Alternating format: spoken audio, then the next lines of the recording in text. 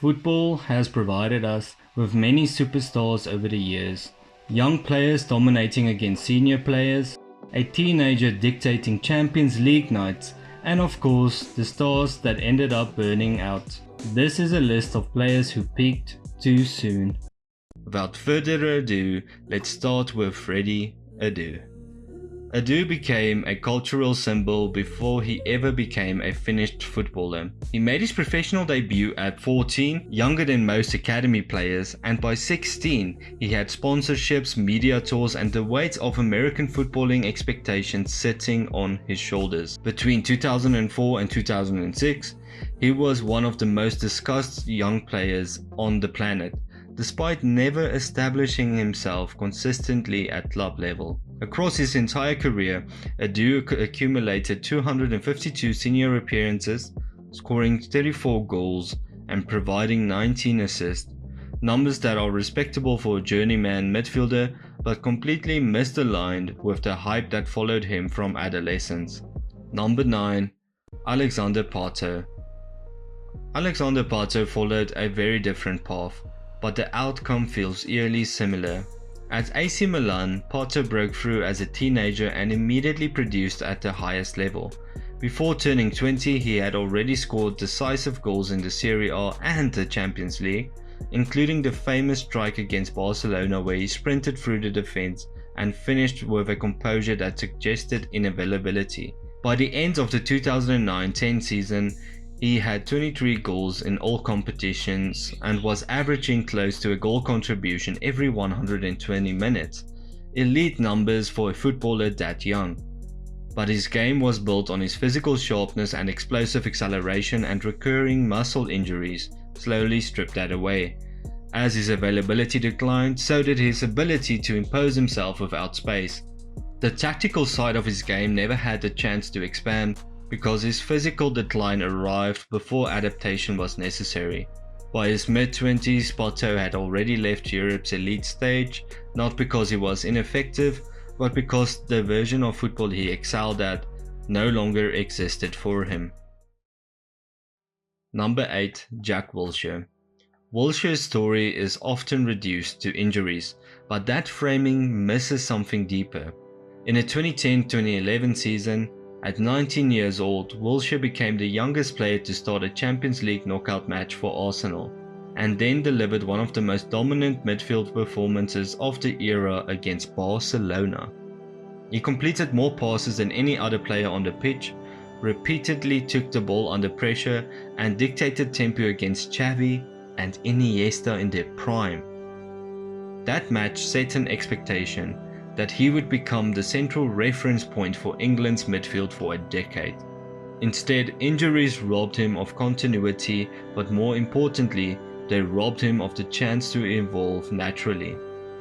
Wilshere spent his career trying to return to the level he had already reached. Rather than progressing beyond it, he ended his career at 30 with fewer than 200 Premier League appearances, having never had a run of consecutive seasons long enough to redefine his role. His peak came before his football identity had the chance to stabilize. If you're enjoying this video so far, please consider leaving a like and subscribe. It means the world and helps out the channel a ton. Anyway, let's get back into the list. Mario Balotelli. Mario Balotelli is often framed as a wasted talent, but his peak came before the game stopped accommodating his volatility. Between 2010-2012 at City, Balotelli averaged a goal contribution every 105 minutes in the league, an elite rate that placed him amongst Europe's most efficient forwards. His physical profile allowed him to dominate defenders, and his technical ability meant he could decide matches in moments. But football environments changed. Tactical discipline became tightened, pressing structures became less forgiving, and patience for inconsistency declined. As managers demanded reliability over moments, Balotelli struggled to adapt. His production dropped sharply after leaving City, and despite flashes at Milan and Nice, he never re-established himself as a long-term solution at elite clubs. The game didn't outgrow his ability, it outgrew the conditions that allowed it to function.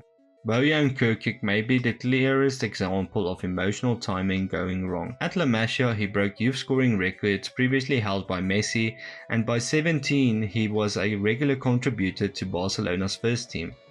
In the 2007-8 season, he scored 10 league goals as a teenager in a title-winning side, an achievement that should have been a platform for gradual growth.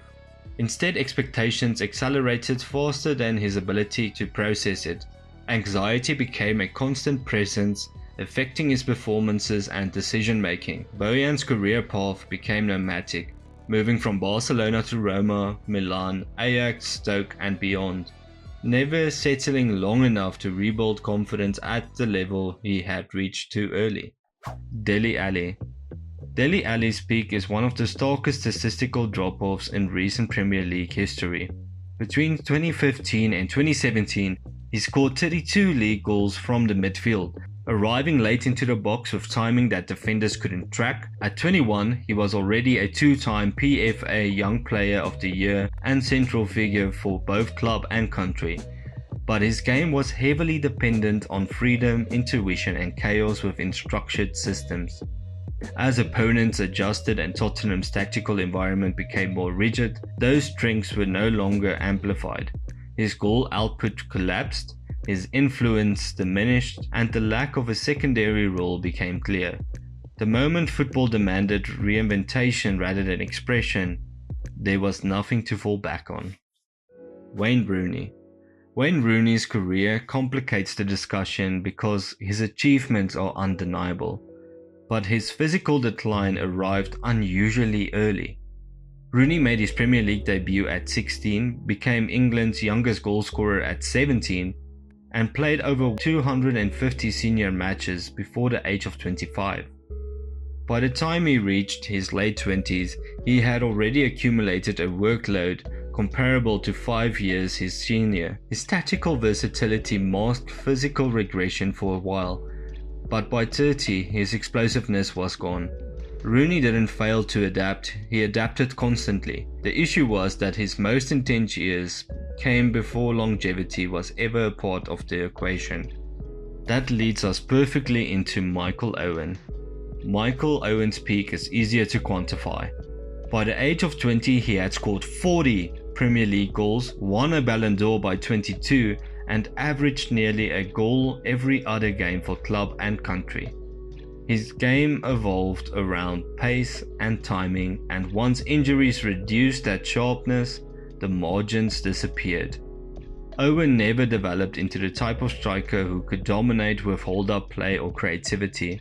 His numbers declined sharply, not because defenders figured him out, but because the physical foundation of his game eroded before adaptation became necessary. Hatem Ben Arfa. Ben Arfa existed in moments rather than systems. His dribbling numbers and take-on success rates were elite during his early peak, particularly at Marseille and Newcastle, where he regularly completed more successful dribbles per 90 than almost any other winger in the league. But those moments never translated into sustained trust from coaches. As football became increasingly more structured, his tendency to operate outside patterns became a liability rather than an asset. And finally, Fernando Torres. Fernando Torres peaked before his game had the chance to age with him. At Atletico Madrid, he was already a complete striker as a teenager, scoring 75 goals before the age of 23, in a side that relied almost entirely on his pace and movement in transitions. His move to Liverpool only amplified that trajectory. Between 2007 and 2009, Torres scored 65 goals in 102 appearances, averaging a goal every 128 minutes in the Premier League, numbers that placed him comfortably among Europe's elite forwards. His game was built on explosive acceleration over short distances, early separation from centre-backs, and ruthless finishing inside the box. But that physical edge carried an invisible cost. Repeated hamstring and knee injuries reduced his sharpness, and once that first burst went, the margins disappeared. Torres was never a player who dropped deep to dictate play or dominated aerially. His effectiveness lived in timing and space.